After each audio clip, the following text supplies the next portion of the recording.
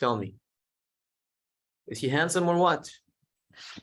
No. He is very handsome. Too Very beautiful. handsome. Very Yes, handsome, but very, he's very angry. handsome.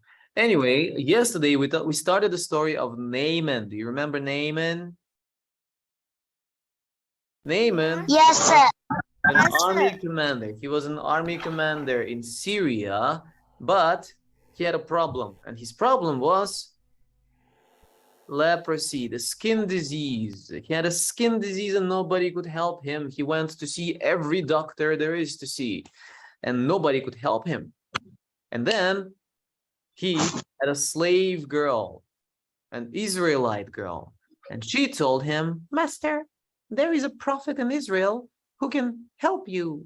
And he said, ooh, a prophet in Israel. I'm going to go and see that prophet. Maybe he can help me. And that prophet is no one else but Elisha, of course, right? Because we've been talking about Elisha for a long time. So let's see what happened. This man is the king of Israel because the king of Syria wrote a letter to the king of Israel and said, hey, king of Israel, here's my commander Naaman. Please help him get healed from his skin disease. Imagine that. And now the king is reading the letter and says, what is the king of Syria doing? He says, with this letter, I am sending my servant Naaman to you so that you may cure him of his disease. He's like, I am doomed to a big battle with him. He thinks, because am I God? Can I kill and bring back to life? Can I heal skin disease? I'm not God. I'm just a king of Israel. Why does this fellow send someone to me to be cured of his disease?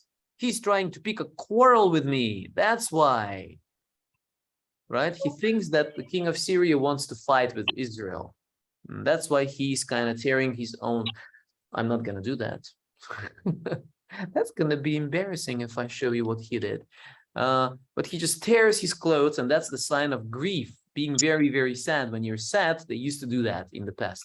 They would tear their clothes from being sad or angry or disappointed or frustrated. They used to do that because he thinks the king of Syria wants to pick a fight with him. And he doesn't want any more wars. Nobody likes wars.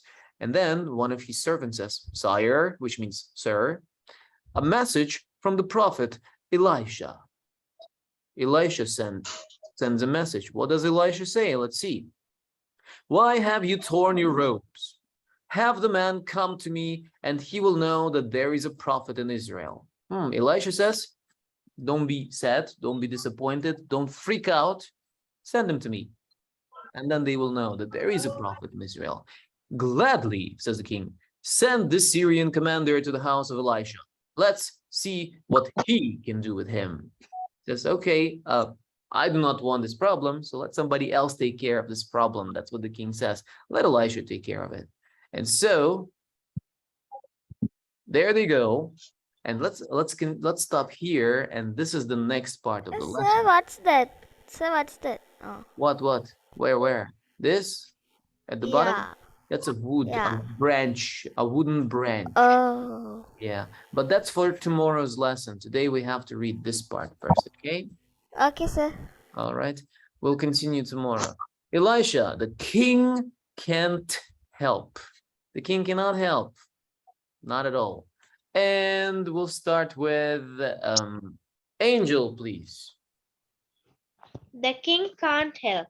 Naaman set out on a journey from Syria to Israel to find the prophet who could cure him of his skin disease. He took with some silver, gold, beautiful clothes, and a letter that his king had written. After a long journey, he arrived in the city of the king of Israel and handed him the letter, which said, This is my officer Naaman. I want you to cure him of his skin disease. When the king read the letter, he was very upset and tore his clothes. How can your king expect me to cure you?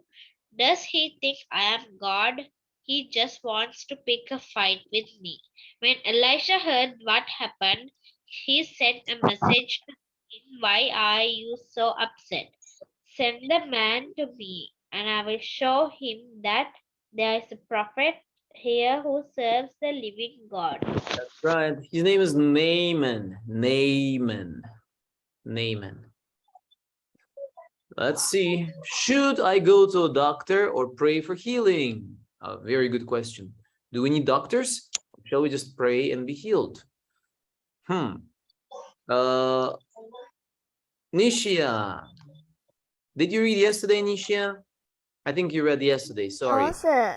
You I didn't have read never, yesterday. I didn't read from a long time. Okay. Can you read today then? Okay, sir. Should I go to a doctor or pray for healing? When you feel sick, your mom probably tucks you up in bed and gives you some horrible tasting stuff that makes you bitter. Some sicknesses are so bad that we need to see a doctor or even a specialist. God will not be upset when your mom takes you to the doctor, even when you have prayed and asked him to make you better. Think of what you do when you have a toothache. Do you ask God to fill your cavity or do you let a dentist fill it? In most cases, God used doctors and medicines to make us better. When doctors don't have cure for illness, God still has the same power to heal in miraculous ways.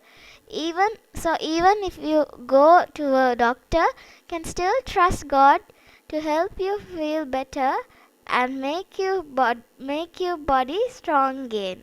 Strong again. That's right. Let's read the verse for today. Sir, Ready? Go. sir. No. Oh, what? Sometimes my mother does give me some horrible tasting stuff. Oh, all mothers do that. That's what mothers do. They give you horrible tasting stuff. And does it make you feel better? Probably does. Anyway, let's read the verse for Yes. today together. Ready? Go. People People brought brought Jesus Jesus all who had People Moses and his and laid hands on laying his his hand on children him and and all healed them. them. Luke 4:40. Look for 40. He healed them. Luke 4:40.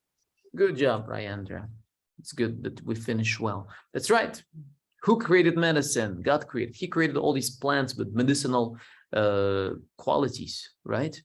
They were not created in vain. God gave us wisdom how to use those plants to make medicine, to make us feel better, right? Yeah. Sometimes he does heal us, but sometimes he wants us to use medicine and doctors. One day, I was in Korea. I was driving my car and I was having a headache. And usually I have a little container with medicine for headache. I had it in Korea too. And then my friend and I, we were talking like, maybe we should not have medicine because we can just pray and God would heal. We need to take a step of faith.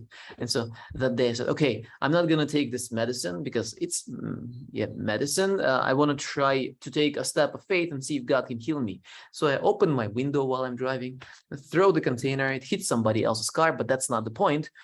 The point is that my headache just stopped at that time because I took a step of faith. But it doesn't happen all the time. Right?